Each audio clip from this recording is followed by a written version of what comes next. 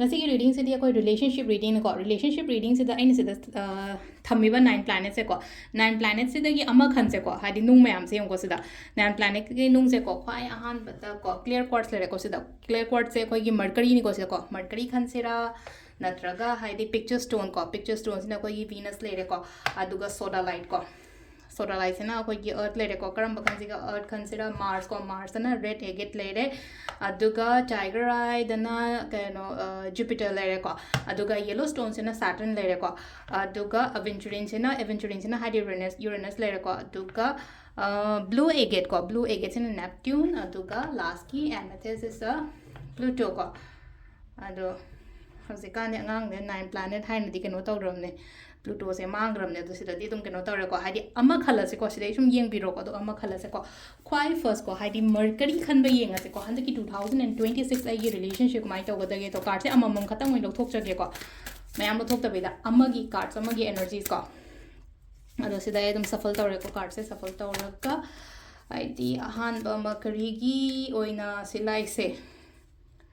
relationship se yam phana lai ko hadi yamna hadi nungshilba oi bodo ai partner nupa na yeng boy tar su nupi na yeng boy tar ga su leina ko hadi kind of propose marriage gumba kai gumba to bo ko pa ama ma dum ba su leire ko aduga leina ko aina khanja ba aina mangja ba relationship ki matang da hadi dream kind ga leranga ni na hadi dream hadi relationship ki matang da su leina ko dream gumba kai ai shi kan si da ai shi gi mi si ga thungna jaba na traga ai gi leiri ba relationship yam phaba kind ga khalla ga de ko adu tara ga di definitely yamna positive oi ba card ne ko ai ngon da phaba mayam la oi na pi ri ko tuna kano se kwai ahan ba hai tare akhoi mercury clear quartz khan bangai gi oina silai se adi it's a very positive card ne ko si se ko ado mathang gi ko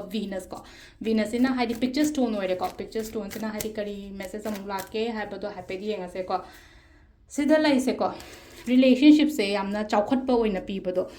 grow hai tare ko hadi your relationship will grow hai ba gi do mai taro ko hadi amana ama understand tawna ga ni ko silai se ko phajana phamina raga hadi wari watai chaba gi type ta ma toi se aduna hadi second khan ba venus khan ba ngai gi oina haraga su relationship se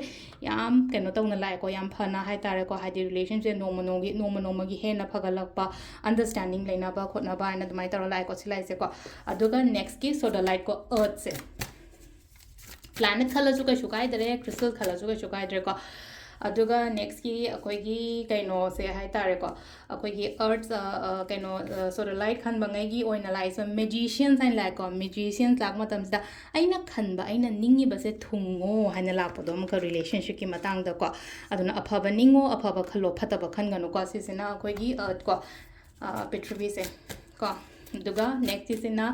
akoi gi mars ki na hai tare ko sida lai se ko planning ko relationship ki matang da leina ko hadi planning gumba kai gumba leina ko silai se ko ano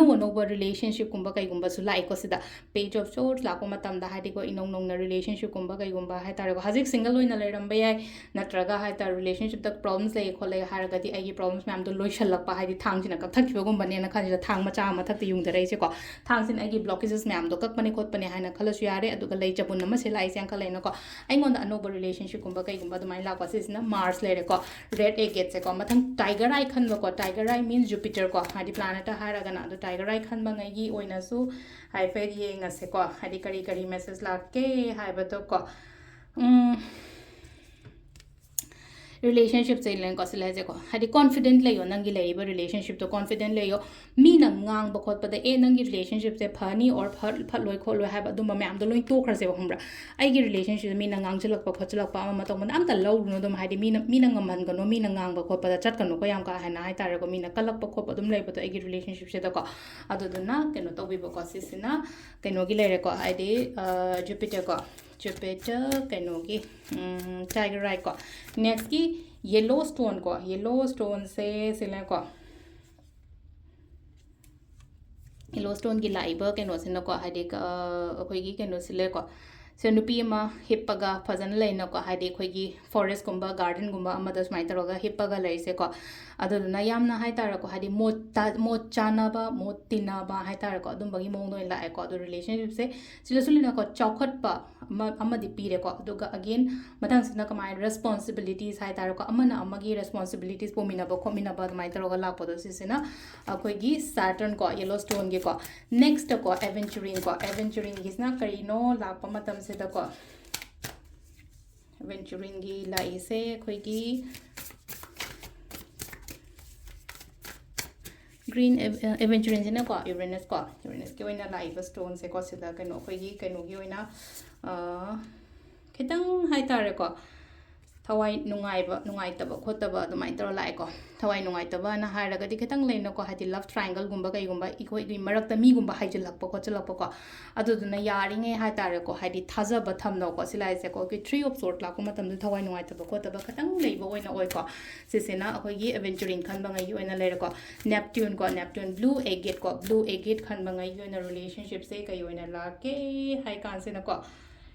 ithanda matam piyo khatang single loina leitho single loina leibani khangde natraga leina ko ishada khatang haidi priorities ema khak leina ko ishada importance khara pi raga kholaga leina ko mayam de khatang cut off tawra khambra khatang isolate tawra leyo ko ishada matam pi ro kholaga du matung gumba da relationship gumba kai gumda changbi bo copy ba natra already leiraga su leina ko haidi aigi khitang space gumba thamba mangonda thambi bani khangde natraga aingonda khatang space gumba thamba ko pa mai tawra ko aduga last ki amethyst kan bangai gi oina pluto se ko silai se haidi ko silai se two of wands and like attractions gumba kai gumba ha ta relationship ta amuka spark tho oina pi ri ko spark tho means sai ba gi athra di relationship chession ba hen ba do hai gi ai nauzik lai ba relationship chession ba hen jan ba khocha ma amai tawra ga lai ko ado sida lai ko ko yi handaki oina haidi 2026 ki oina ko haidi chara bo horam ni na relationship reading macha ma katang ko amamam katang lo tho to yengzam ne ko ado crystal ki apam ba gi mawung e matung ina ko ando makha ta video song ko ni mi ase thank you